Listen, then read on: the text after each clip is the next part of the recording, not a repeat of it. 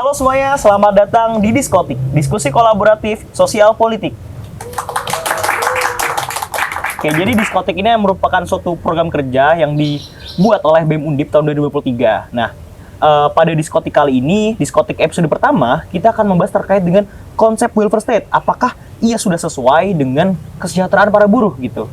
Nah, kali ini saya nggak sendirian. Kali ini saya ditemani oleh Pak Tatang dari FSPMI. Beliau ini merupakan konselat cabang Semarang. Lalu di sebelahnya ada Pak Azhar. Nah, Pak Azhar ini merupakan dosen Fakultas Hukum Universitas Diponegoro. Oke, selamat sore Pak Tatang, selamat sore Pak Azhar. Selamat sore Mas Bro. Oke, gimana kabarnya Pak Tatang, Pak Azhar? Alhamdulillah masih puasa. Masih puasa. Puasa ya. Buka. Ya kebetulan kita ini ya rekamannya di bulan Ramadan kawan-kawan semuanya gitu. Nah, mungkin kita bisa langsung ke ini ya, pertanyaannya mungkin ya. Nah, jadi kan sesuai dengan tajuk diskusi kita pada sore hari ini ya terkait dengan welfare state gitu ya. Nah, sebenarnya welfare state itu merupakan konsep negara kesejahteraan tuh Pak. Artinya ya kesejahteraan itu meliputi semua orang di suatu negara gitu. Nggak cuma satu kaum aja, tapi semuanya itu harus mendapatkan kesejahteraan gitu loh. Nah, cuman mungkin dari kaum buruh sendiri nih, teman-teman buruh itu sendiri apakah telah merasakan welfare state yang dicanangkan negara kita gitu Pak? Nah, mungkin saya ingin tanya dulu ke Pak Tatang, kira-kira gimana Pak? Kalau menurut kami ya, kami sebagai buruh itu ya belum lah. Belum bisa dikatakan negara itu sudah mewakili atau sudah mengimplementasi welfare state bagi perusahaan bagi negara ini untuk buruh itu belum. Ya contohnya mudah saja sih, di mana posisi sekarang para buruh juga sering demo di mana-mana itu karena menuntut kesejahteraan, kan berarti belum sejahtera kan itu. Nah itu contohnya seperti itu aja yang mudah digambarkan seperti itu. Oke, berarti mungkin dari Pak Tatang artinya ketika kita masih menuntut artinya kita belum sejahtera seperti itu ya. Selama masih ada banyak tuntutan seperti itu. Nah, mungkin kalau dari Pak Azhar sendiri gimana Pak terkait welfare state ini sendiri Pak? Ya, terima kasih Mas Bro. Saya menjelaskan sedikit konsep umumnya. Kalau welfare state itu kan bentuk negara. Hampir semua negara di dunia, saya bisa mengatakan lebih dari 90% itu menganut negara kesejahteraan sistemnya. Negara kesejahteraan itu divis-a-viskan dengan negara namanya negara pembiaran atau negara liberal. Ekonomi diserahkan kepada pasar. Jadi biarkan bertarung itu. Jadi harga diserahkan pada pasar, perlindungan jaminan sosial diserahkan pada pasar, upah diserahkan pada pasar. Itu konsep yang berseberangan dengan welfare. Welfare state itu ada di mana? Dia di konsep konstitusinya itu muncul bahwa kita kan kalau lihat pembukaan UUD 45 itu kan segala tumpah darah Indonesia, melindungi kesejahteraan umum, memajukan kesejahteraan umum, mencerdaskan kehidupan bangsa, bla bla bla ya. Kan ada tujuan negara di situ. Kemudian secara teknis kan diaktualisasi dalam pasal-pasal jaminan kehidupan bermasyarakat. Bahwa sesungguhnya kesejahteraan itu berintikan bahwa adanya jaminan persamaan masyarakat untuk mendapatkan hak-hak, termasuk hak untuk mendapatkan pekerjaan itu kan dilindungi dalam konstitusi. Itu pertama dulu, konsep pertama.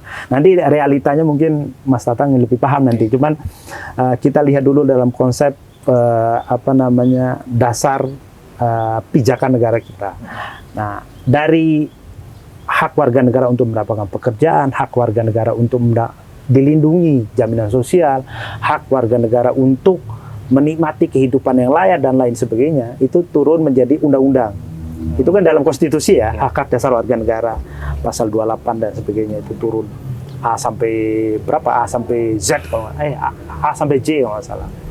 Nah, kemudian turun kalau konteks ketenagakerjaan kan kita ada undang-undang ketenagakerjaan yang sampai sekarang undang-undang 13 tahun 2003 itu belum dihapus. Belum dirubah karena Omnibus Law kemarin kan hanya merubah sebagian undang-undang 13 tahun 2003 tentang ketenagakerjaan. Merubah sebagian, mengganti, menyisipkan ya Bang. Nah, menyisipkan ada 3 itu. Nah, pasal yang inti dari Undang-Undang Ketenagakerjaan itu pasal 1 sampai 14 itu tidak dihapus. Nah, apa yang paling pokok ada di sana yang mencirikan negara kesejahteraan adalah jaminan terhadap tujuan ketenagakerjaan itu adalah memberdayakan, salah satu tujuannya memberdayakan tenaga kerja secara optimal dan manusiawi. Itu salah satu tujuannya. Belum optimal nanti, kalau lihat nanti di realita, nanti Mas Tata bisa jawab. Itu kan tujuan negara tercermin di situ. Nah, negara mengintervensi dalam bentuk apa? Negara dalam intervensi dalam bentuk melindungi dari, memberikan regulasi-regulasi, memastikan bahwa kesetaraan antara pekerja dan pemberi kerja itu terjalin. Ada di mana? Ada di perjanjian kerja. Ada di mana? Ada di peraturan kerja bersama kalau itu ada organisasi pekerjanya. Ada di mana? Ada di peraturan perusahaan kalau ada di peraturan perusahaan. Nah, di sini cerminan kesetaraan itu ada. Berbeda dengan negara laissez-passer, negara terbuka tadi, liberal tadi, semua diserahkan kepada pasar. Udah, kamu mau gaji berapa terus, negara tidak mengintervensi. Nah, itu konsep yang satunya, yang hampir tidak ada negara yang tertentu itu ada, biasanya negara maju. Seperti Amerika kan pembiaran, jadi upah itu diserahkan pada pasar. Nah, itu konsep di satu sisi. Kalau kita mau melihat konsep ini kan kita harus tahu pembandingnya apa gitu ya. Tapi itu kan dalam konstitusi, dalam undang-undang ketenagakerjaan enak, jaminannya terlindungi banyak banget ya. Tapi faktanya memang realisasinya memang belum. Contohnya saja, kalian kan sebenarnya adik-adik yang punya ide cemerlang itu di Undip misalnya kan itu kan warga berhak untuk mendapatkan pendidikan yang layak, kan seharusnya gratis kan seharusnya gratis, tidak harus membayar SPP yang tinggi atau tidak harus membayar UKT yang tinggi kan. Ternyata negara baru mampu menjamin pendidikan itu bagi mereka yang mendapatkan bidik misi. Kan hanya berapa tuh kalau di Undip hanya sekitar 1.500 orang ya. Nah, hanya sekitar itu negara baru bisa itu. Begitupun dengan buruh. Negara itu yang paling terakhir itu contohnya negara pengen melindungi buruh supaya sejahtera, ada aturan namanya terbaru itu namanya JKP, jaminan kehilangan pekerjaan. Kalau menurut Pak Jokowi itu pengangguran dibayar. Tapi sayang, kecil banget porsenannya gitu. Kecil porsenannya dan hanya 3 bulan, Pak. Padahal masa tunggu ketika orang menganggur setelah dipecat atau setelah PHK itu kan rata-rata sekitar 1,5 tahun. Kan seharusnya dijamin 1 tahun lah, masa cuma 3 bulan doang. Setelah 3 bulan terus itu salah satu contoh konkretnya negara kesejahteraan itu artinya negara mengambil alih semua yang dibutuhkan oleh warganya. Nah, kalau dihubungkan dengan apakah konsep negara kesejahteraan itu membuat buruh itu sejahtera? Ya belum. Itu ukuran 1 orang kok gajinya kok. Kan upahnya ukuran 1 orang ya, Bang. Iya. Bukan, padahal dalam konvensi ILO perlindungan buruh itu pekerja dan keluarganya. Konvensi ILO sudah kita ratifikasi, tapi kita tidak mempraktekkan itu. Sampai sekarang belum ada, Bang. Baru 1 orang ya. Kalau upah Semarang berapa? 3.060.000. 3 juta itu untuk pekerjanya 1 tahun kerja loh, minimal maksimal 1 tahun kerja. Lebih dari 1 tahun nggak boleh pakai hitungan harus lebih seharusnya. Faktanya kan enggak kayak gitu. Ya, seringkali berbeda seperti itu ya, Pak ya. itu penjelasan ringkasnya welfare state, apa hubungan dengan kesejahteraan buruh. Jadi intinya secara regulasi itu sudah ada, tapi memang penegakannya. Karena hukum ketenagakerjaan itu hukum terkait dengan penegakan. Itu. Artinya ini ya, Pak ya, kalau misalkan kita bicara welfare state, artinya kita harus melihat posisi yang setara gitu ya antara pekerja pun pemilik modal atau pemberi lapangan kerja seperti itu ya. Misalkan saya Razan sebagai pekerja, Pak Azhar sebagai pemilik modal, ya kita walaupun punya saya bekerja di pabrik misalkan Bapak yang punya gitu, tapi kita setara gitu ya, sesuai konsep welfare state seperti itu. Itu konsep welfare state-nya. Tapi saya pun sebenarnya tidak setuju dengan konsep welfare state karena ada ide seperti ini. Kita itu kan negara Pancasila, negara hukum Pancasila ya.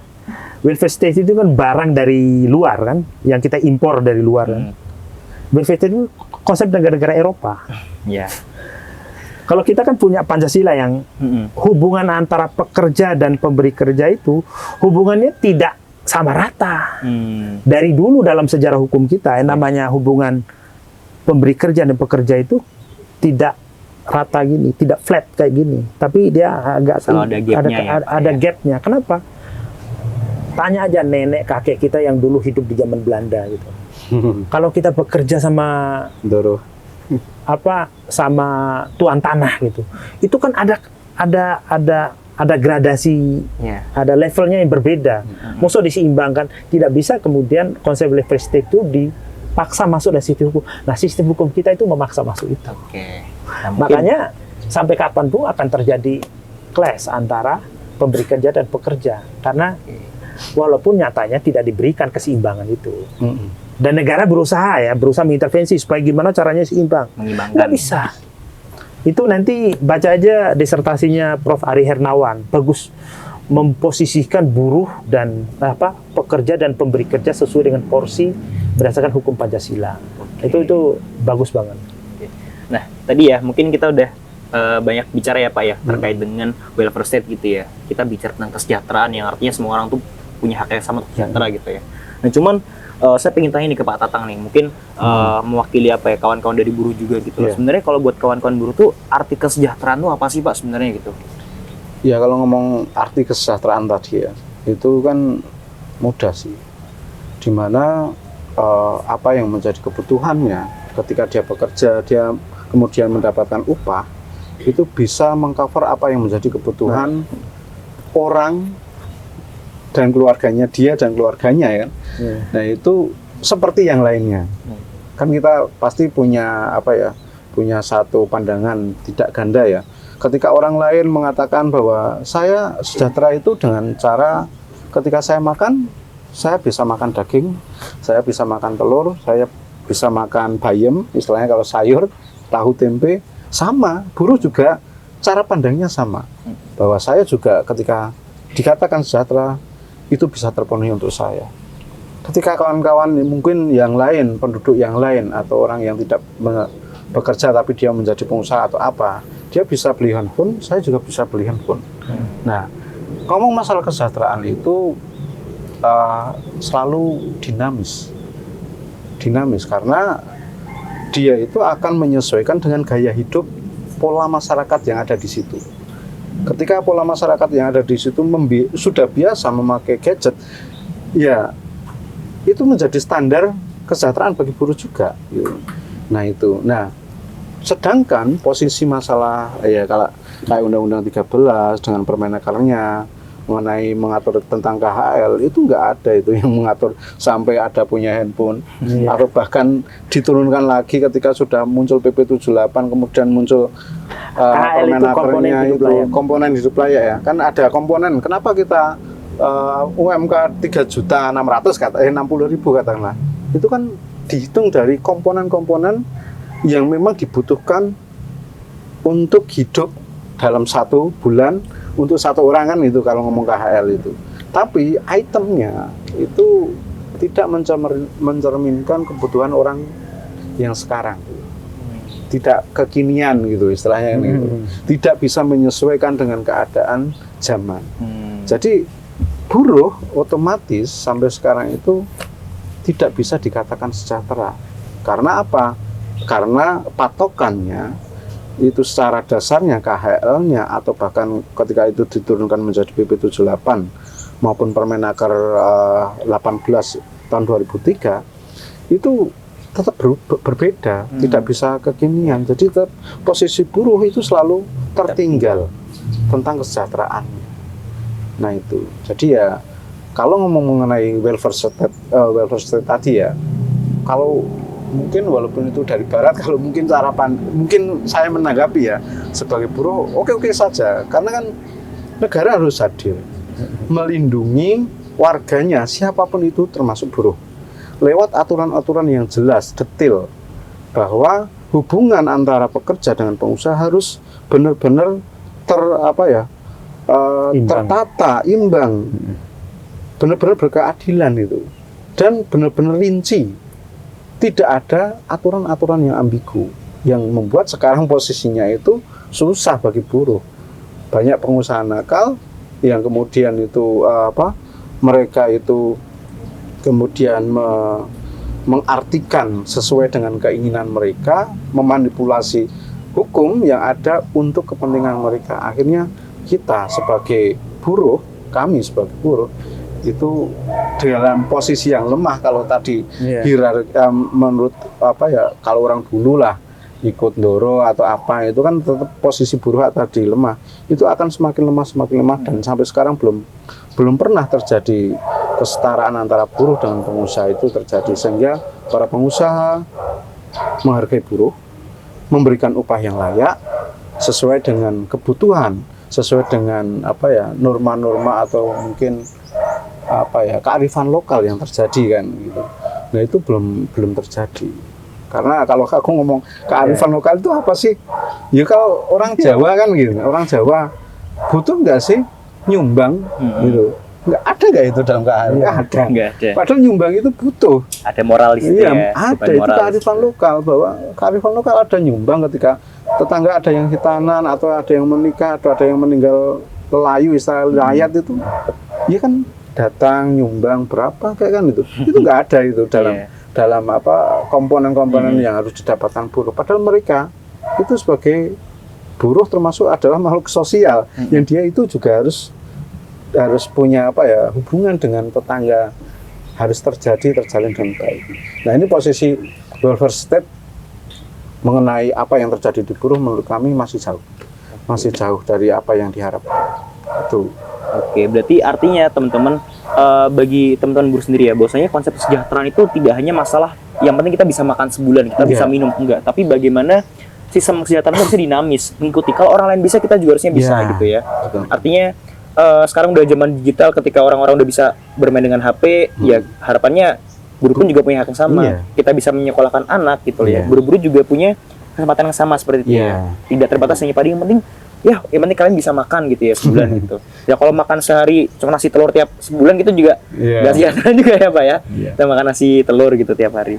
Nah, artinya banyak sekali ya sebenarnya kesejahteraan yang sebenarnya masih jauh gitu ya untuk dicapai gitu sebenarnya. Lihat negara kita seperti ini gitu. Nah mungkin saya juga pengen tanya nih ke Pak Azhar gitu ya. Sebenarnya faktor-faktor apa sih Pak yang sekiranya mempengaruhi kesejahteraan para buruh seperti itu, para pekerja begitu? Iya, terima kasih Mas. Iya, tadi sekalian menanggapi. Sebenarnya bahkan saya itu memimpikan negara pada saat ini posisi yang paling mudah dilihat. Kita bahkan lebih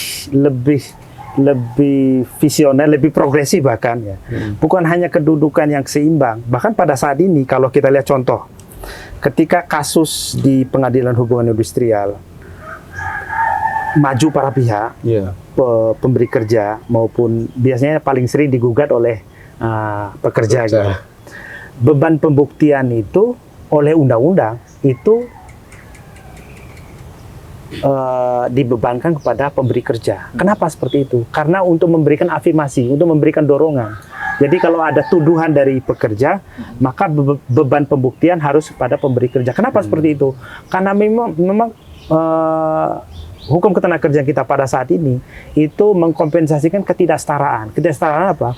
Buruh itu lebih diangkat dibandingkan pemberi kerja. Pengusahanya itu lebih rendah posisinya di pengadilan. Ini contoh kecil ya, sebenarnya bukan hanya sekarang aturan kita itu bahkan melebihkan buruh dibandingkan pekerjanya. Walaupun faktanya tidak pernah ada kasus menang itu. Kadang apa yang diundangkan sama realitanya berbeda seperti itu ya Pak ya. Justru itu undang-undang itu bahkan memposisikan buruh itu lebih tinggi. Kenapa lebih tinggi? Contohnya yang paling mudah dilihat. Beban kalau mau fair, kalau hukum perdata itu kalau ada konflik kan dua belah pihak kan mengajukan bukti kan. Beban pembuktian kepada dua belah pihak atau yang menuduh gitu kan. Enggak sekarang. Buruhnya menuduh tapi beban pembuktian bukan ke dia. Kemana? Pemberi kerja. Kenapa? Undang-undang mengatur itu agar buruh lebih dimuliakan dibandingkan pemberi kerja. Itu sebenarnya kita melebihi welfare state itu menurut saya. Kalau dalam realitas aturan loh ya. Faktanya tidak pernah ada yang menang, itu perkara lain. Yang penting hukum positifnya mengatakan demikian. Hukum positifnya membuktikan bahwa pemerintah sangat berpihak kepada buruh. Buktinya apa? Beban pembuktian undang-undang mengatakan bukan kepada buruh, tapi kepada pemberi kerja. Itu satu. Dua, ciri khas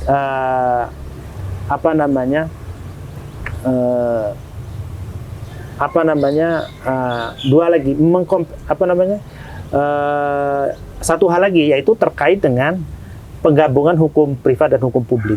Sebenarnya kan jual beli, bekerja itu kan sebenarnya ranah hukum privat. Saya bekerja di tempat Anda misalnya saya menandatangani perjanjian, itu kan terserah kamu, itu kan hubungan perdata. Iya. Ada prestasi, ada pekerjaan yang saya lakukan, kemudian ada. Nah, ini kemudian diintervensi melalui hukum publik. Nah, peran negara itu tadi sudah masuk mengatur upah, mengatur pesangon, mengatur waktu kerja, mengatur jaminan sosial, mengatur tentang bagaimana pemberhentian kalau di PHK caranya gimana. Itu negara sudah masuk ke sana semua. Kalau dilihat segede aturan, nggak ada yang salah. Tapi prakteknya di PHK dipaksa suruh mengundurkan diri. Nah, itu fakta yang paling banyak.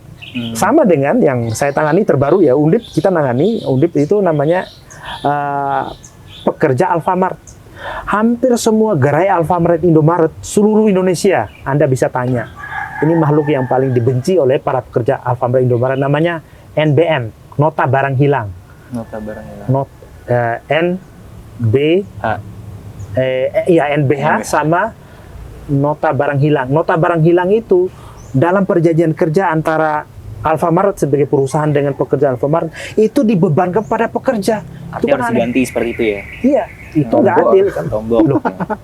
Tombok. Makanya kalau kalian nanti ketemu dengan pegawai-pegawai Alfamart, Indomaret, tanya aja NBH. Mereka langsung bergemetaran, ketakutan. Karena setiap bulan mereka harus menanggung kesalahan loading, kesalahan barang. Kesalahan barang itu bukan karena dijual atau dimaling, enggak. Salah nurun ini loh, salah loading itu loh. Salah loading. Tapi kesalahan itu dalam perjanjian antara pemberi kerja dan pekerja dibebankan pada pekerja. Itu enggak adilnya. Makanya kemarin ada kasus itu dilaporkan pada polisi oleh perusahaannya. Polisinya ketawa. Kenapa ketawa? Ini kan hubungan kerja, kenapa ini bukan maling? Kalau mau ini dituduh maling harus audit dulu. Benar nggak kesalahan itu dilakukan oleh kasir? Itu salah satunya. Polisi pun sudah memberikan ini. Oh, ini ranah hukum publik yang bernama hukum ketenagakerjaan. Ini penyelesaiannya ke hukum ketenagakerjaan, bukan ke polisi. Spesialis. Karena basisnya apa? Basisnya kan basisnya di perjanjian tadi loh, perjanjian tadi. Nggak, isinya itu sudah di negara sudah mengintervensi. Semua para pihak sudah diintervensi oleh negara. Makanya sekarang hampir semua ya negara kesejahteraan itu semua negara hadir dalam perjanjian kredit oleh masyarakat. Kalau mau ngambil motor di dealer kan kita ada perjanjian kredit itu, kan ada batas itu, ada batas batas bunganya itu. Itu diatur oleh pemerintah, nggak boleh bunganya lebih dari sekian, itu diatur. Itu namanya intervensi. Negara itu sudah hadir, bahkan lebih hadirnya. Cuma kehadiran ini, kalau menurut Loren Friedman, faktor tegaknya aturan itu kan paling ada 3. System of law mungkin bagus. Culture of law, budaya hukum masyarakatnya.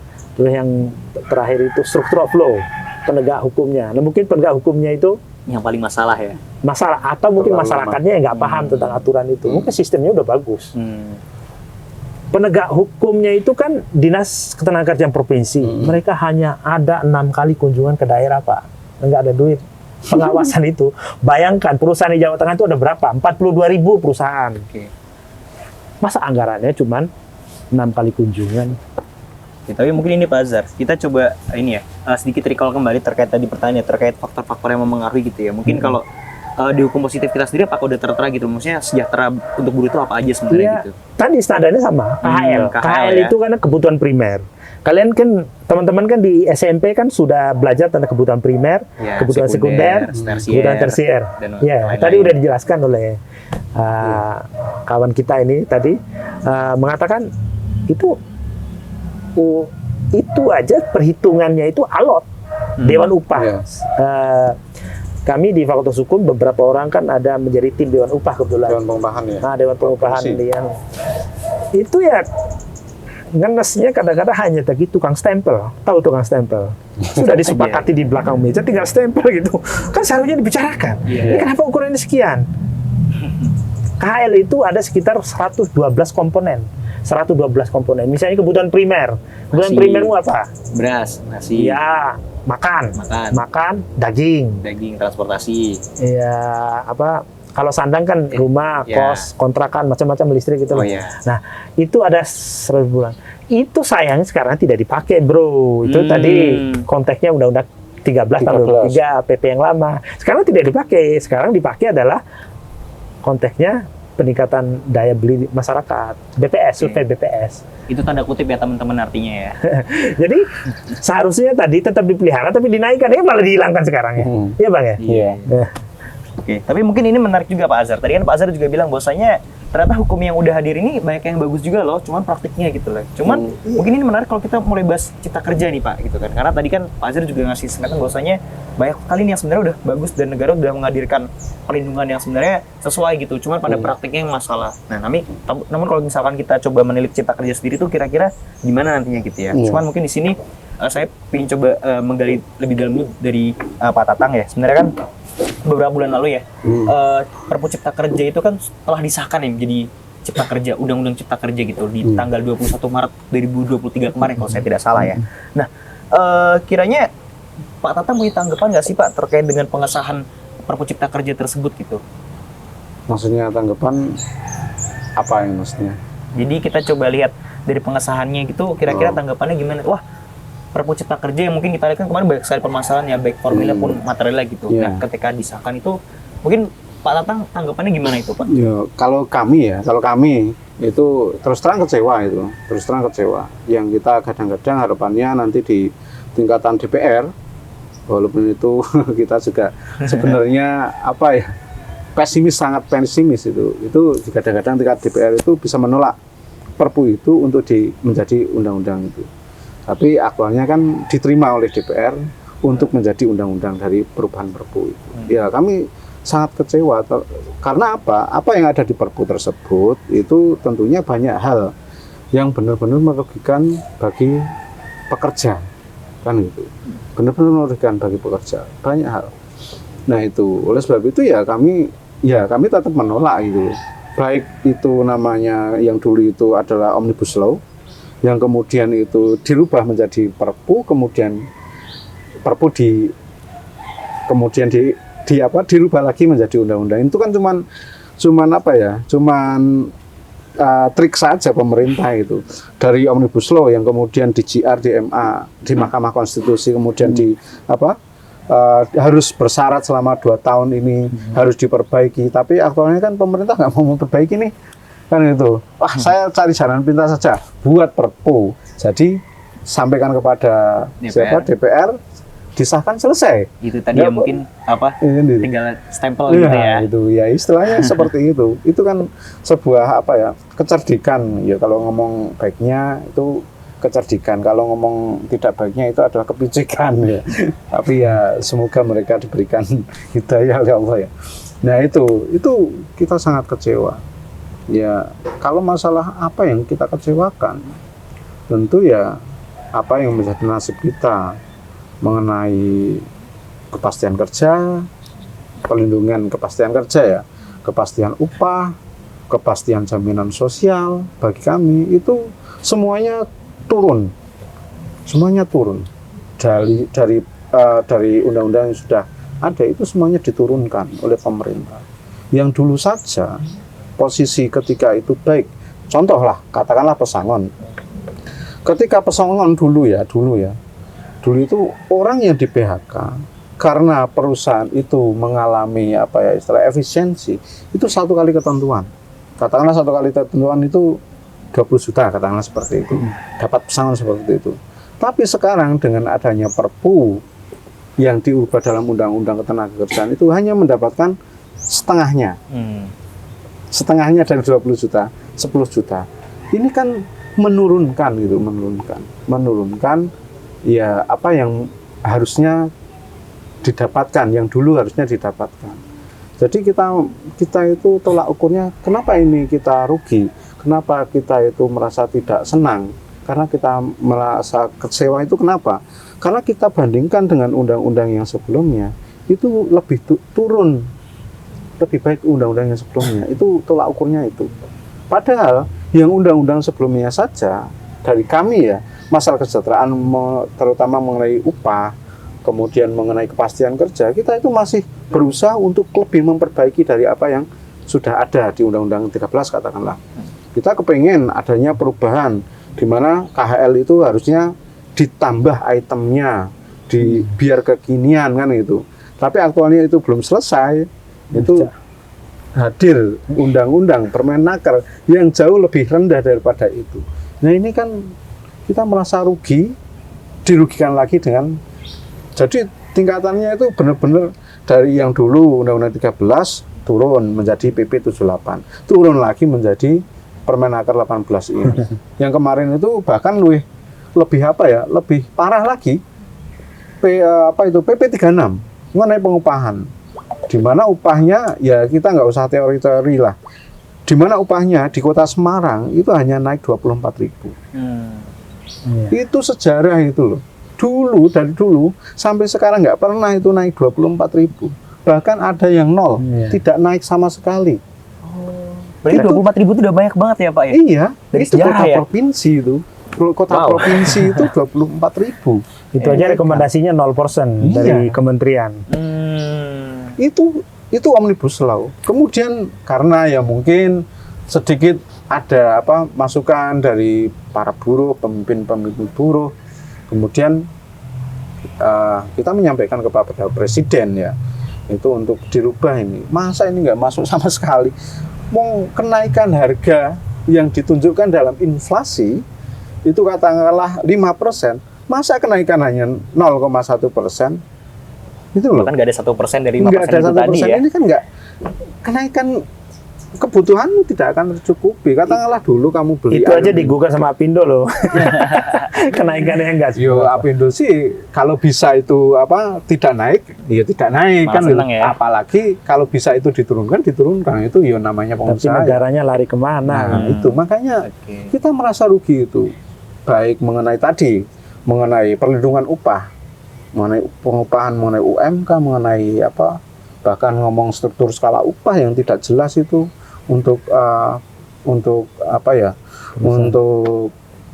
penerapannya. Kemudian mengenai kepastian kerja ya, kepastian kerja itu mana bisa sekarang posisinya itu karyawan itu hanya dikontrak-kontrak terus posisinya. Masa misalkan kontrak itu kan nggak ada batasan, bisa jadi dia dikontrak 1 bulan, 2 bulan, 3 bulan. Masa setiap kali mau bekerja, kontrak wah dulu. Ini masa hidupku tinggal berapa hari saja di sini, kan nggak tahu ke depannya mau dikontrak lagi atau enggak. Ini kan nggak memberikan kepastian kerja sehingga kawan-kawan ini nggak tenang. Ya tadi bahwa ngomong kesejahteraan buruh itu bukan hanya pada upah, ketenangan kerja. Jaminan sosial itu juga merupakan kesejahteraan bagi buruh. Nah, secara tidak langsung kesejahteraan itu bisa tergambarkan dalam ketenangan. Kita tenang, kita bekerja ayem. Kalau ngomong bahasa Jawa, ayem tentrem. Aku kerja ning kono ayem tentrem. Kenapa? Secara gaji saya dapatkan, sudah bisa untuk bermasyarakat, bersosial, kemudian untuk hidup bisa. Secara kerja saya juga pasti nggak mungkin di PHK, atau mungkin PHK itu akan sangat mungkin jauh lah gitu katakanlah seperti itu. Nah kemudian dari jaminan sosial saya dapatkan reward, pengakuan pengusaha terhadap pekerja, penghargaan itu juga ada istilahnya. Itulah yang memang kesejahteraan itu memang maknanya sangat luas sekali. Tapi paling tidak hal-hal pokok mengenai job security, mengenai income security, mengenai social security itu bisa didapatkan oleh buruh. Itu Mas Bro, kira-kira seperti itu. Oke, berarti mungkin dari Pak Tatang tadi menyampaikan bahwasanya sebenarnya kecewa ya dengan pengesahan Cipta Kerja ini gitu ya. Bahwasanya ya kita harapannya ya dengan ada Cipta Kerja bisa lebih mensejahterakan buruh seperti itu. Namun yang terjadi malah ya ada hal yang diturunkan, hal yang dikecil-kecilkan gitu kan ya. Tapi mungkin ini juga menarik juga nih. Mungkin saya mau beralih ke Pak Azhar gitu ya.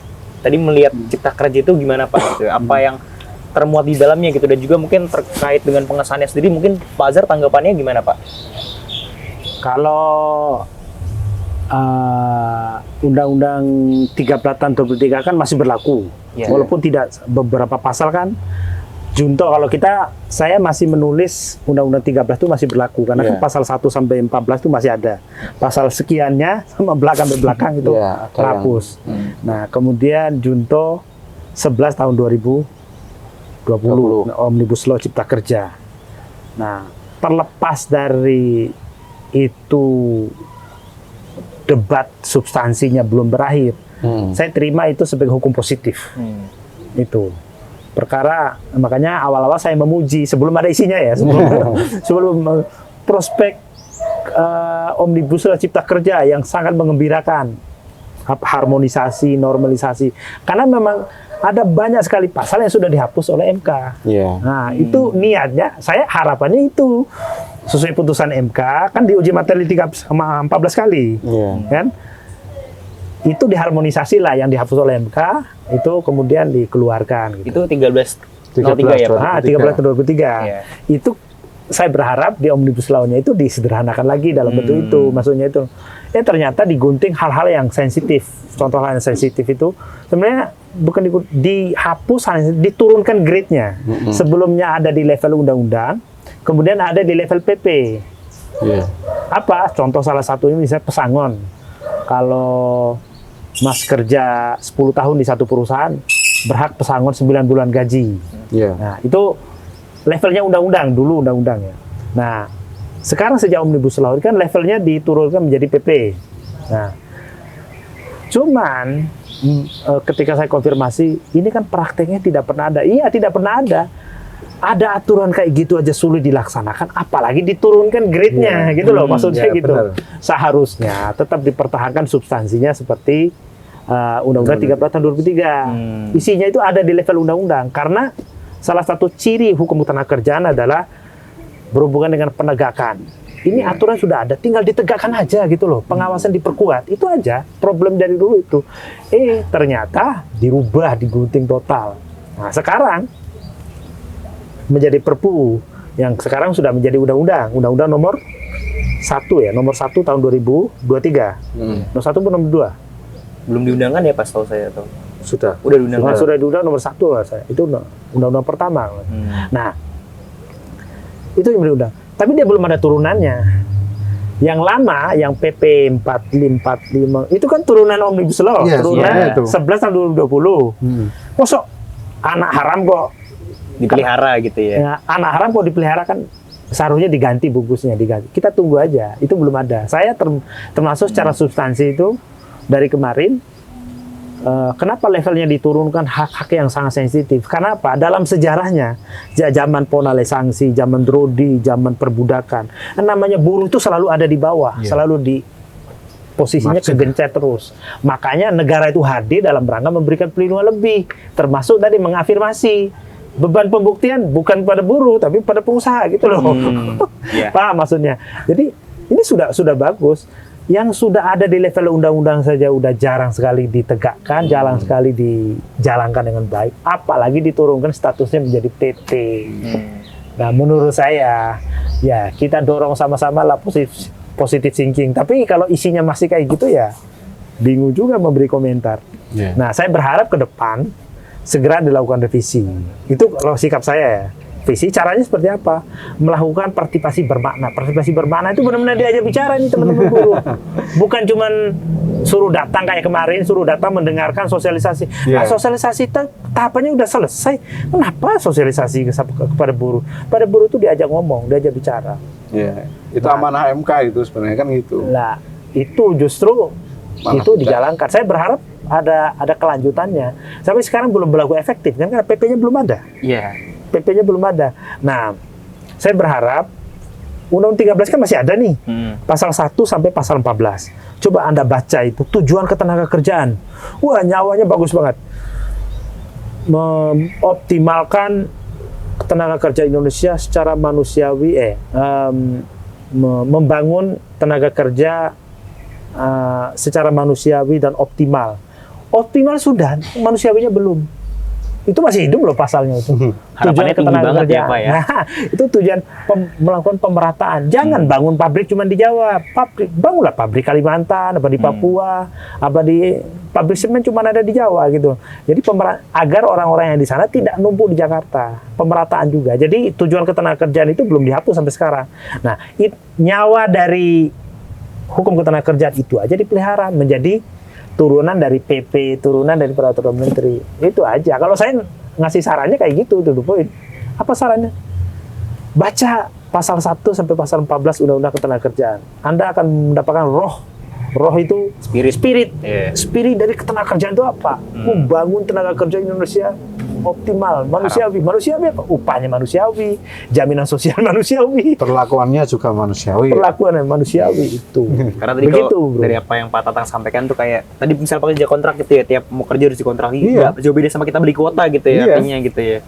Makanya ya ini manusia gitu kan, maksudnya harus Itu dimanusiakan. saya udah dapat jawabannya juga. Kenapa ada sistem kontrak? Karena menurut survei dari Kementerian Tenagakerjaan, trennya bahwa pekerjaan itu tidak ada pekerja tetap. Trennya. Karena orang akan berbeda. Tapi tidak boleh dilakukan pada padat karya. Ya. Padat karya itu perusahaan kayak Pabrik, garmen iya. gitu loh. Tidak boleh dilakukan pada hal-hal seperti itu. Oke, itu untuk proyek, kontrak, misalnya dari Pertamina ganti ke Bukit Asan. Oh, perusahaan tambang. 1 bulan bisa 50 juta itu Iya, gajinya. Bisa 50 juta oh jadi konsultannya. Itu biasanya nggak mau diikat tetap.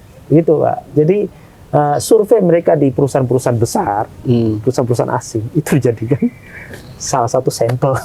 Iya. Seharusnya tidak boleh dilakukan pada garmen seperti teman-teman di daerah yang paling banyak kan pada karya kan, Bang?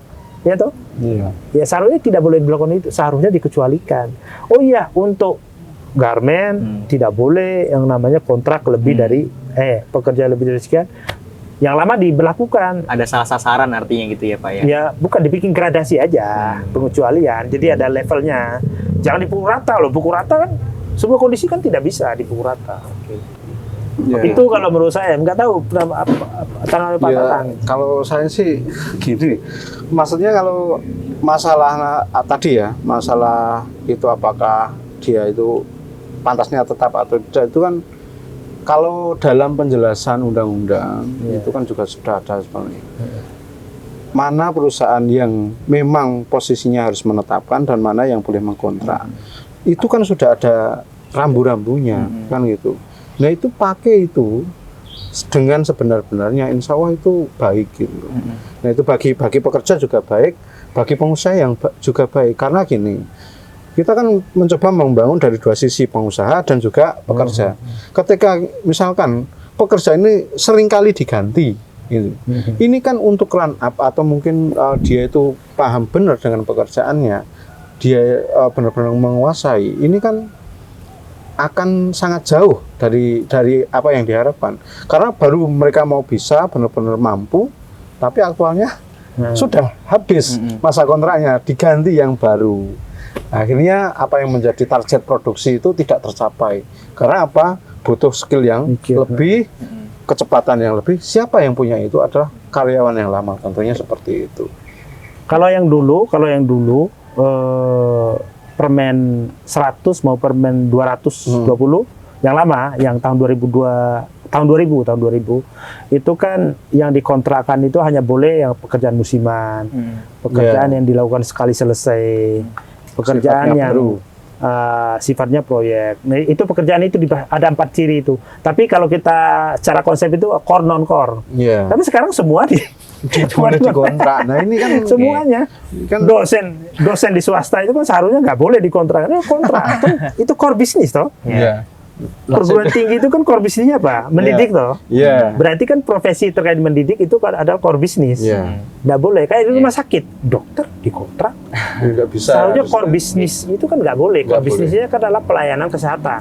Berarti profesi perawat, dokter nggak boleh. Faktanya dikontrak.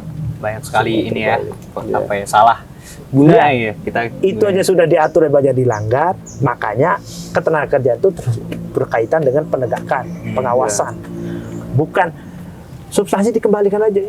Itu aja susah sekali ditegakkan, apalagi yang sudah dirubah kayak jadi kayak gini. Artinya mungkin muluk-muluk kita ngubah substansi ya. Maksudnya yang penting ngapain? pengawasannya Sebenarnya dulu. tidak, Atau iya bagaimana? pengawasannya, karena berkaitan dengan penegakan. Paling banyak pelanggaran karena tidak melaksanakan substansi yang sudah ada yang banyak dilanggar. Itu kalau saya sih lebih karena kelemahan ketenagakerjaan kita itu penegakan hukumnya. Menindak artinya pengusaha nakal maupun. Tapi ya saya setuju. Untuk itu saya setuju. Cuman kadang-kadang itu hukumnya itu juga harusnya dibuat secara jelas. Itu Nanti jelas. datang ke Undip nanti untuk konsultan. Kami menyediakan pro bono. Gitu, oke Pak. Oke, mungkin ini sih Pak, kita coba untuk beralih ke pertanyaan berikutnya ya. Bosnya tadi kan juga telah disampaikan juga dari Pak Tatang pun dari Pak Azhar terkait dengan Cipta Kerja ini sendiri ya. Bosnya dari segi penciptaannya sendiri, pengesahannya pun juga isinya juga banyak sekali permasalahan gitu ya. Dari Pak Tatang tadi juga melihat bosnya itu berdampak sekali gitu ternyata buat Iya. Pak Tatang mungkin Betul. sebagai pekerja juga gitu ya. Nah, mungkin ini juga sih Pak, saya ingin tanya gitu ke Pak Azhar gitu. Kiranya kenapa sih Pak pekerja itu perlu dilindungi oleh undang-undang itu? Apa hal yang mendasar gitu? Kenapa sih para pekerja ini wajib untuk negara hadir dengan bentuk regulasi gitu loh, undang-undang begitu? Itu konstitusi kita bunyinya kayak gitu. Tujuan dari negara kita itu ada di konstitusi. Semua orang itu wajib dilindungi, mau dia pengusaha, mau dia buruh. Nah, buruh itu menempati tempat yang lebih. Karena tempat yang lebih kenapa? Karena jaminan untuk memastikan warga negara untuk mendapatkan pekerjaan yang layak. Nah, itu kan menjadi hak dasar warga negara. Hak dasar itu bukan pemberian negara, hak yang sudah dari lahir kita. Oh, kita berhak memeluk agama sesuai dengan keinginan kita. Oh, kita berhak untuk mendapatkan itu konsekuensi sebagai satu negara. Itu founding father kita kan tidak pernah terlintas bakal seperti ini kan. Tapi dia akan memikirkan, oh semua kebutuhan negara besok dijamin oleh negara. Ini adalah aturan yang mendasarinya. Konstitusi kita udah melindungi itu. Apa tujuan negara? Tujuan negara yang kita baca setiap hari Senin itu melindungi segenap bangsa Indonesia, melindungi seluruh tumpah darah Indonesia, memajukan kesejahteraan umum. Nah, memajukan kesejahteraan umum salah satu memajukan supaya orang bekerja itu mendapatkan kesejahteraan, bukan justru merugikan, justru bukan menyiksa diri gitu. Oke. Berarti secara nggak langsung Pak Azhar juga menyampaikan bahwasanya segala permasalahan Cipta Kerja ini juga termasuk pelanggaran atas konstitusi begitu Pak?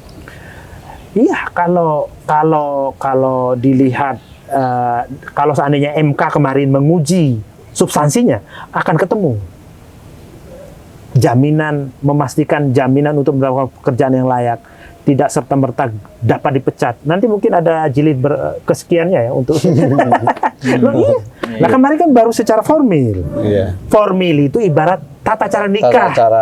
Tata cara nikah itu loh. Ada walinya enggak? Atau ada ininya enggak? Ada calonnya enggak? Sah atau tidak gitu kan. Itu cara substansinya dia belum bicara. Iya. Substansi belum satu pasal itu belum tersentuh. Itu tunggu nanti. Jangankan yang ini ya, yang lahir saja diperdebatkan. Undang-Undang 3 tahun 2003 diuji material lebih dari 10 kali, Bro. Itu terbanyak ya Pak ya tadi ya? Iya, padahal itu dipuji Undang-Undang 3 tahun 2003 itu undang-undang paling membela buruh. Paling bela buruh. Kan kita sepanjang sejarah kan dulu undang-undang tahun 67 nggak salah. Undang-undang ketenagakerjaan yang lama. Tahun 72 apa? 76 apa? 67. Hah? 67. Nah, itu undang-undang yang lama udah ada, tapi itu kurang melindungi karena itu pandangan pasca kolonial ya. Iya. Tapi undang-undang yang diketok pada zaman Presiden Megawati 13/2003 itu sangat melindungi. Itu aja. Sebenarnya tinggal nunggu ditegakkan aja sih menurut saya. Itu kenapa pemerintah harus hadir itu karena pilihan kita sebagai negara kesejahteraan. Negara kita, negara mengurusi semuanya. Ente mau beli motor, mau beli rumah itu negara melindungi. Dengan cara apa? Tidak boleh sembarangan pengembang ngepro bunganya berapa atau bank itu. Kan negara udah hadir. Hadir melalui apa? Memastikan melalui pengawasan kredit, perjanjian kreditnya. Oke, mungkin dia Pak bahkan ada Kementerian Perumahan Rakyat kan, memastikan rakyat memiliki rumah. Iya, benar. Walaupun faktanya susah juga ya punya rumah. Iya. Artinya kenapa para pekerja ini wajib dilindungi oleh undang-undang karena sudah amanat konstitusi itu sendiri ya Pak ya artinya ya. Nah, mungkin balik lagi nih, saya mau tanya ke Pak Tatang nih. Mungkin Pak Tatang juga mungkin mewakili kawan-kawan pekerja juga ya. Kiranya sebenarnya harapan apa aja sih yang Bapak harapkan gitu loh terhadap pelindungan gitu yang seharusnya teman-teman pekerja ini dapatkan seperti itu? Ya tentunya mungkin di awal tadi itu sempat saya singgung ya, bahwa ya keinginan daripada pekerja buruh itu memang benar-benar tadi dilindungi secara konstitusi, secara negara ini dilindungi lewat aturan-aturan yang jelas, tidak ambigu, dan alat negara juga melakukan apa yang menjadi tupoksinya dengan sebaik-baiknya, tadi mengenai perlindungan itu kan tentunya ngomong masalah tadi Undang-Undang 13 ya, contohnya seperti itu. Itu kan ya memang bagus itu. Tapi secara sanksi itu masih kurang tegas gitu. Akhirnya dari pengawas pun ketika mau eksekusi, menindak nggak bisa gitu. Karena masih mandul ini. Karena dari pengusaha itu bisa saja itu untuk tidak melakukan itu kan gitu. Nah makanya kami berharap dari pekerja ini ya, tolonglah buat aturan yang sebaik mungkin untuk para pekerja buruh. Ya minimal itu adalah seperti halnya Undang-Undang 13 atau lebih baik. Karena apa? Ketika itu jatuhnya lebih baik, itu belum tentu dilaksanakan oleh pengusaha dan ditegakkan oleh dinas tenaga kerja negara, ya. Struktur negara belum tentu bisa menegakkan, apalagi peraturannya itu buruk seperti Perpu menjadi Undang-Undang Cipta Kerja ini. Nah itu harapannya secara konstitusi negara hadir untuk melindungi warganya, yaitu buruh, baik tadi seperti halnya mengenai perlindungan terhadap jaminan pekerjaan, mengenai kepastian kerja, mengenai upah, mengenai sosial, mengenai sosial itu banyak banget ya itu. Nah itu harapannya hadir dituangkan dalam aturan-aturan yang terinci dan benar-benar detail, tegas untuk bisa dilaksanakan secara gamblang oleh pelaksananya. Nah itu harapannya itu tidak seperti Perpu yang menjadi undang-undang sekarang. Itu justru sangat-sangat memposisikan buruh semakin terpuruk. Yang mana ya tentunya itu sudah terjadi lah. Sekarang itu sudah terjadi, sudah fenomena-fenomena tadi kayak pengaduan mungkin di kawan kita Undip, mungkin di LBH Undip ya. Itu mungkin akan semakin lebih banyak lagi orang yang mengadu karena apa? Ya aturannya bobrok itu tadi. Karena apa ya, setiap orang tentunya tidak terima dengan kondisi yang posisinya dikucilkan, baik itu karena undang-undang atau apa, pasti mereka akan bergejolak dan minta perlindungan gitu. Sementara ketika ngomong perlindungan kepada LBH hukum, tentunya hukum ini kembali lagi kemana sandarannya? Undang-undang atau juknis juklak yang ada. Nah ini remuk juga. Nah ini maka buruh ini mau minta keadilan kepada siapa? Nah itu makanya harapan kami, buatlah aturan yang sebaik mungkin. Pemerintah yang ada sekarang, wakil rakyat yang sekarang, tolong itu berpihaklah kepada kami, kaum buruh, yang harapannya itu sedikit nanti akan bisa diimplementasikan lebih baik daripada posisi yang sekarang terjadi. Walaupun tadi sempat disinggung oleh dosen kita ya, Pak Asar ya, bahwa buruh posisinya diistimewakan. Iya, posisinya dalam hal uang, masalah nominal atau uang yang harus ditanggung itu dikembalikan kepada pengusaha ya, karena memang dia yang punya uang, buruh mana punya uang gitu. Tapi dalam hal masalah itu kalah terus gitu loh, ya kan? Nggak pernah menang, masalah nggak pernah menang. Tapi kalau masalah, kalaupun menang nggak bisa dieksekusi. Saya banyak kasusnya. Ya memang itu. Udah menang di Mahkamah Agung, nggak bisa dieksekusi. Karena itu kembali lagi kepada aturan dasarnya itu kurang jelas. Coba ketika ini menjadi aturan sudah ingkrah, putusan ingkrah. Sudah ingkrah. Misalkan seperti sudah itu unmaning ya. Bahkan. Ya. Unmaning itu teguran hakim kepada pemberi kerja untuk melaksanakan perintah hakim. Ya. Tidak bisa dieksekusi. Kan gitu, atau bagaimana Pak? Jadi setelah putusan ingkrah di Mahkamah Agung, itu kan ada teguran hakim kepada pemberi kerja supaya melaksanakan perintah itu. Ya. Putusan. Karena daya paksanya kurang, akhirnya nggak bisa dieksekusi. Nah, itu maksudnya 2,8 itu adalah daya 28 miliar. Daya paksanya coba setelah putusan ingkrah itu tertulis dalam aturan undang-undang, kok tidak menjalankan maka pidana. Selesai, pasti dilaksanakan. Tapi pertanyaan apakah negara berani untuk mengatur hal tersebut? Aktualnya dalam aturan dalam Perpu ini yang menjadi undang-undang tadi itu masalah sanksi ini dihilangkan, masalah sanksi pidananya. Makanya semakin lemah. Nah, pengusaha silahkan kamu mau putuskan apa kayak terserah. Ini perusahaan-perusahaan gue ngapain lo repot yang gitu. Nah, ini siapa yang menjadi korban? Tentunya adalah para buruh. Buruh ada di posisi yang lemah. Selalu ada di posisi yang lemah. Karena buruh tidak punya kuasa apa-apa kecuali hanya bengok gitu aja. Yang punya kuasa penuh mengenai hubungan kerja adalah siapa? Pengusaha. Kita akui itu. Makanya kenapa negara harus melindungi lewat aturan, karena posisi buruh itu ada di posisi yang sangat lemah. Coba ini, kawan-kawan ini yang lulusan, baik itu mahasiswa, baik itu lulusan SMA, datang ke perusahaan, aku mau ngelamar. Siapa lu? Ya bisa jadi seperti itu. Saya mau ngelamar Pak, saya mau ngelamar pekerjaan di sini. UMK sini berapa? Oh 3.060.000. Kamu tak terima dengan gaji 1 juta, mau nggak? Mau nggak kira-kira? Mau cari yang lain ya? Mau. Posisi lemah nggak kita? Posisi lemah.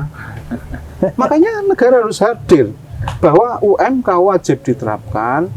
Kalau nggak pidana Iya memang benar. Jadi kalau tidak pidana, di bawah karyawan di bawah 1 tahun itu wajib UMK.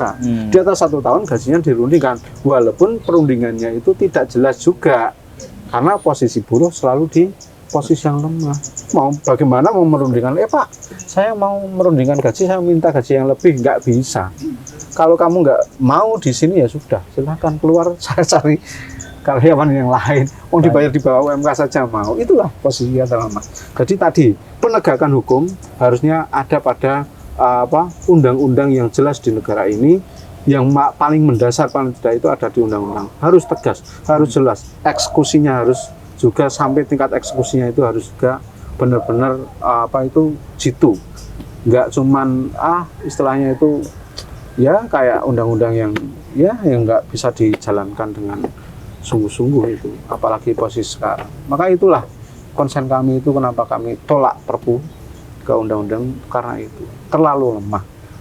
Yang dulu kuat aja kita posisinya selalu dilemahkan, apalagi sekarang posisinya semakin terpuruk. Dan itu akan menjadi masa depan. Masa depan generasi kita. Kalau itu selalu tidak dirubah, maka masa depan generasi penerus pencari kerja, termasuk orang-orang yang lulusan ini mencari kerja, apa dapatnya? Yaitu Perpu itu masa depan surah Madesu ini. Madesu. Ya harapannya tidak sampai. Ya harapannya itu pemerintah benar-benar paham tentang kondisi ini, merubah ini, benar-benar segera menyadari itu kesalahan mereka dan mencoba untuk memperbaiki ini. Walaupun kita tahu ini akan susah, karena hukum itu ada, undang-undang itu terjadi karena memang itu titipan oligarki. Itu. Iya. Tim desainernya aja 80% pengusaha kok. Iya. Itu memang susah. Itu fun fact ya kawan-kawan. Nah, artinya dari Pak Tatang tadi menyampaikan bahwasanya ya negara ini masih perlu hadir gitu. Tapi ya hadirnya jangan melemahkan gitu pekerja, namun hadirnya ya untuk menguatkan pekerja harus gitu ya. Itu sebenarnya harapan yang diinginkan oleh Pak Tatang, mungkin juga teman-teman pekerja lainnya. Benar sekali, Mas Bro. Mungkin berikutnya nih Pak, saya mau coba ada pertanyaan berikutnya juga sih, ini juga terkait dengan hal-hal yang sedang ramai dibicarakan oleh teman-teman semua gitu loh. Bahwasanya kan masih banyak nih kisruh terkait dengan no work no pay seperti itu. Nah itu juga sempat ramai ya kita dibahas gitu sama orang-orang gitu. Mungkin dari Pak Azhar tuh punya tanggapan nggak sih Pak terkait hal tersebut gitu? Ya kita sebenarnya prinsip undang-undang kita tidak menganut itu. Itu Jepang pakai itu. Jepang kalau nggak bekerja nggak dapat duit. Kalau di kita kan bukan itu. Orang sakit, izin sakit 3 bulan pun tetap mendapatkan bayaran. Itu kalau penerjemahannya. Tapi sebenarnya itu dipelajari dalam konsep saja. No work no pay itu yang mau kita adopsi kemarin dalam Omnibus Law itu. Tapi banyak yang melawan karena kita ini kan nggak mungkin.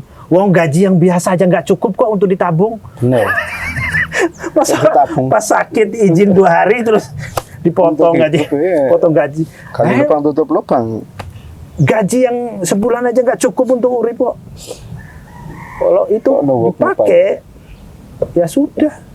Tinggal ya udah sakit. Awalnya izin seminggu ya jadi selama-lamanya. Iya.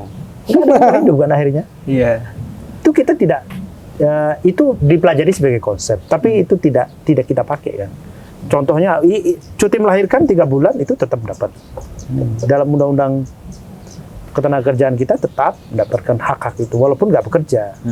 Itu Itu sih pandangan. Tapi itu di negara-negara maju dipakai itu. Jepang contoh yang paling mudah itu Jepang. Tapi kalau dijadikan sebagai aturan itu merupakan suatu pelanggaran terhadap apa yang seharusnya begitu ya. Iya, Kalau di apa yang negara seharusnya kita ya. akan memberikan perlindungan baik dalam keadaan apapun. Orang sakit itu kan tidak diinginkan. Iya. Mana ada orang gelem sakit gitu kan. Bahkan gelandangan pun juga dijamin ya. Kalau di Loh iya, jangankan yang bekerja, ya. jangan yang bekerja. gelandangan pun dijamin. Kita batuk itu harusnya dibayar gitu. Itu. Kalau dalam ini baca bukunya Joko Trianto itu kan di konsep negara-negara Eropa. Ente nggak kerja ya nggak dibayar gitu. Jepang praktekkan itu. Perusahaan-perusahaan di Jepang kayak gitu.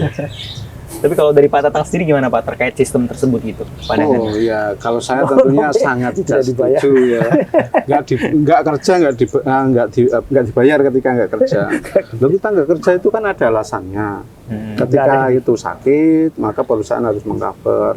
Ketika itu cuti melahirkan, perusahaan harus mengcover. Ketika perusahaan salah dalam planning produksi, masa ya kita harus tidak ikut bayaran?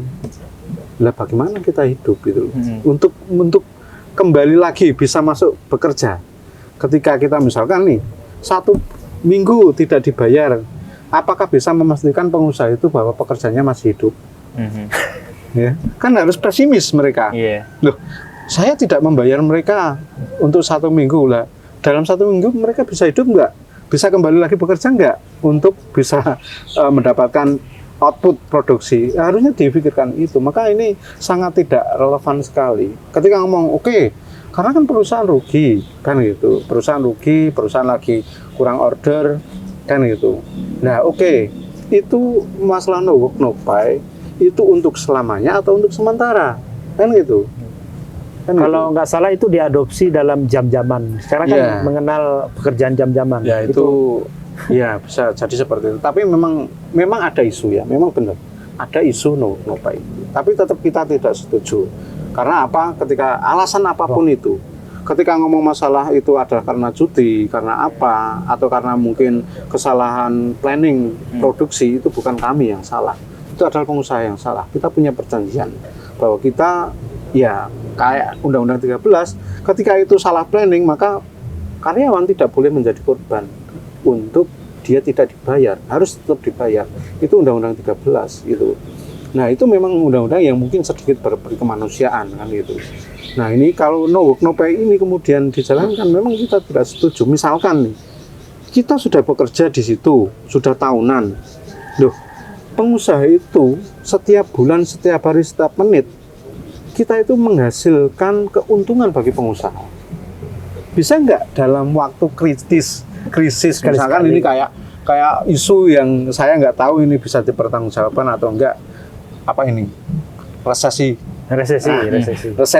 ini jadikan alasan kita resesi nih, kita rugi nih.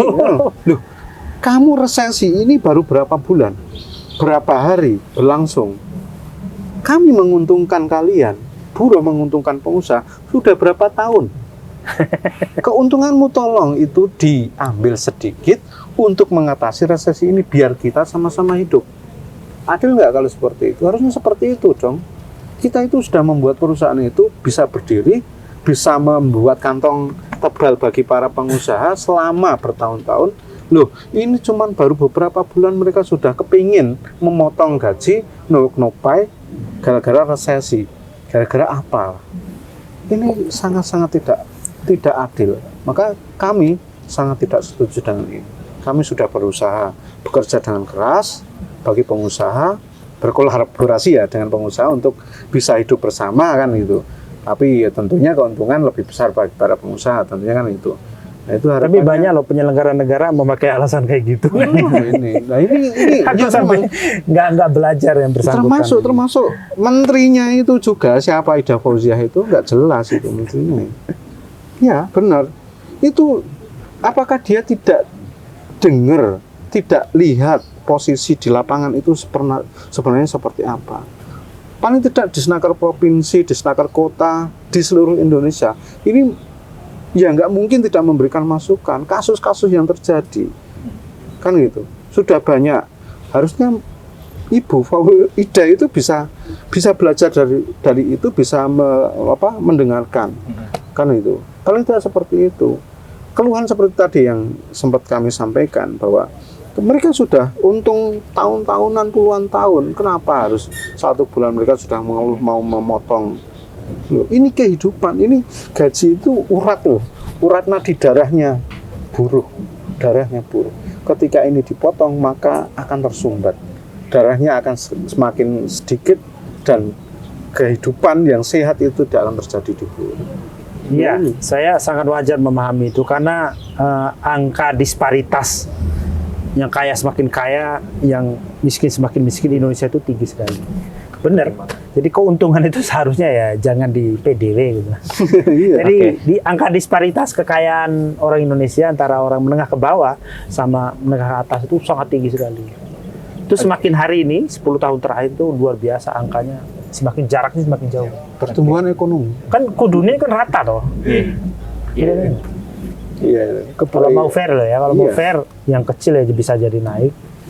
Bisa jadi negara Indonesia dibilang kaya nomor 7 sedunia. Itu Tapi yang kaya hanya diwakili oleh Diwakilin orang ya. tertentu saja. Ya, Yang lebih dari katakanlah ada 1%. 1000, yang satu ini kaya, benar-benar kaya, yang lain itu benar-benar miskin. Tapi ini satu orang ini Menguasai itu hanya. bisa mewakili yang lainnya, bisa mewakili yang lainnya untuk pendapatan per kapitanya itu akhirnya tinggi gara-gara satu orang ini saja. Bisa jadi seperti itu. Maka harapannya dengan aturan yang lebih pro dengan buruh, lebih berpihak dengan buruh, benar-benar pertumbuhan ekonomi ini bukan hanya sebuah isapan jempol, tapi benar-benar itu Real di real bawah. di lapangan. Buruh, petani, nelayan, masyarakat, penduduk sipil Indonesia benar-benar merasakan peningkatan pertumbuhan ekonomi itu karena mereka yang menjadi pelaku pertumbuhan itu, bukan hanya satu orang pengusaha, 2 orang pengusaha saja. Oke, baik. Terima kasih ya Pak Tatang. Iya. Artinya jangan sampai kayak wakil rakyat gitu ya. Maksudnya yang diwakilkan bukan suara tapi duitnya gitu ya. Duitnya. Ya enggak semuanya lah. Iya, enggak semuanya. Maksudnya oknum Ada kawan-kawan mewakili. ya. Ini tadi kutip oknum gitu ya Pak ya. Oke. Mungkin karena mungkin juga udah di penghujung podcast ya Pak sebenarnya. Mungkin sebenarnya banyak banget yang sebenarnya masih bisa kita diskusikan ya terkait dengan welfare state maupun cipta kerja itu sendiri gitu. Cuman mungkin karena kita keterbatasan waktu juga, kiranya dari Pak Azhar sendiri ada nggak sih Pak closing statement gitu dan harapan kiranya apa sih yang harus kita tuju gitu? Konstitusi kita sudah on the track. Aturan main tingkat undang-undang itu saya kira masih dinamis, itu bergerak. Saya kira ke depan itu harus memikirkan kembali, karena kan ini kemungkinan diuji DJR lagi nih, diuji materikan lagi. Kemungkinan, karena kan belajar dari yang lama-lama ya. Ya, apapun itu negara harus bisa memfasilitasi. Kan itu prosedur itu kan sudah ada jalannya. Tinggal dijalankan saja.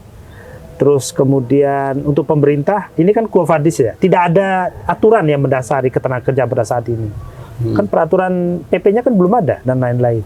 Negara harus mengambil alih, bisa memakai aturan yang lama yang mendasari Undang-Undang 13, bisa kembali dengan yang lama, atau mengeluarkan bentuknya Beleisrecht, edaran baru bahwa perhitungan upah bentuknya seperti ini, karena sambil menunggu PP yang turunan dari undang-undang yang terbaru, yang pengesahan dari Perpu. Jadi ya tetap jalan aja, karena pemerintah itu harus berjalan, namanya pakai prinsip diskresi atau Fraser Emerson ya kalau ada di kampus. Jadi kewenangan pemerintah untuk menjalankan pemerintah, mau pakai aturan lama mau pakai aturan baru terserah. Tapi itu kembali kepada hati pemerintah, bisa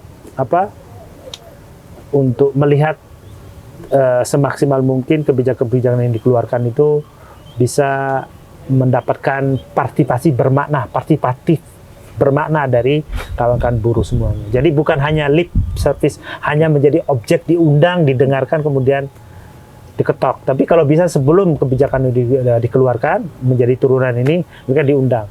Atau dikenal dengan partisipasi bermakna dari masyarakat. Bermakna itu artinya tenanan gitu loh, diikutkan. Bukan hanya untuk daftar hadir. Daftar hadir, Daftar hadir, legitimasi. kemudian melegitimasi apa yang dilakukan. Saya kira semua pemerintah, buruh, semua kalau punya niat baik untuk memajukan bangsa dan negara kita sesuai dengan tujuan konstitusi. Saya kira itu, Mas. Terima kasih. Oke, terima kasih Pak Azhar ya atas mungkin closing statement dan juga harapannya. Nah, mungkin kalau dari Pak Tatang sekiranya seperti apa, Pak? Ya, kami berharap itu untuk anak haram, anak haram yaitu PP 34, 35, 36, 37 itu jangan dipiara. Iya. Karena ini kan itu kalau yang saya ketahui itu kan PP itu masih diadopsi oleh siapa? Oleh Perpu yang kemudian dititipkan lagi kepada Undang-Undang Cipta Kerja yang baru ini untuk tetap diadopsi lagi menjadi PP yang masih berlaku. Nah ini tolong ini jangan dipiara. Ya kalau kami berbicara sampai kapanpun buruh kami dengan cara apapun itu akan kami lakukan perjuangan-perjuangan untuk mensejahterakan buruh dan keluarganya. Sekalipun itu lewat undang-undang, lewat syiar, lewat apapun itu akan kami usahakan. Karena itulah sumber penghidupan kami, sumber rezeki kami yang Allah titipkan lewat perusahaan, yang menjadi dasarnya adalah undang-undang, maka lewat undang-undang itu akan kami usahakan agar apa yang menjadi jalan rezeki yang Allah titipkan lewat mereka itu menjadi lebih lancar untuk kami dan keluarga. Itu saja mungkin dari kami. Oke, baik. Terima kasih Pak Azhar, Pak Tatang atas Terima kasih, waktunya. Mas Bro. Ya. Semoga nanti ke depannya bisa ketemu lagi dan juga berdiskusi gitu ya terkait apapun itu ya Pak Azhar dan Pak Siap. Tatang. Iya. Semoga sehat selalu juga dan sukses selalu juga gitu. Nah, buat teman-teman semuanya terima kasih buat udah nonton diskusi kolaboratif sosial politik pada hari ini. Nah, sampai berjumpa di episode-episode berikutnya. Teman-teman semuanya tetap jaga kesehatan juga, hidup mahasiswa, hidup rakyat Indonesia. Sampai jumpa teman-teman semuanya.